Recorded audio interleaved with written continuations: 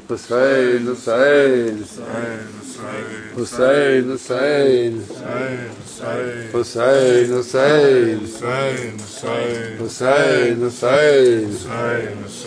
حسین حسین حسین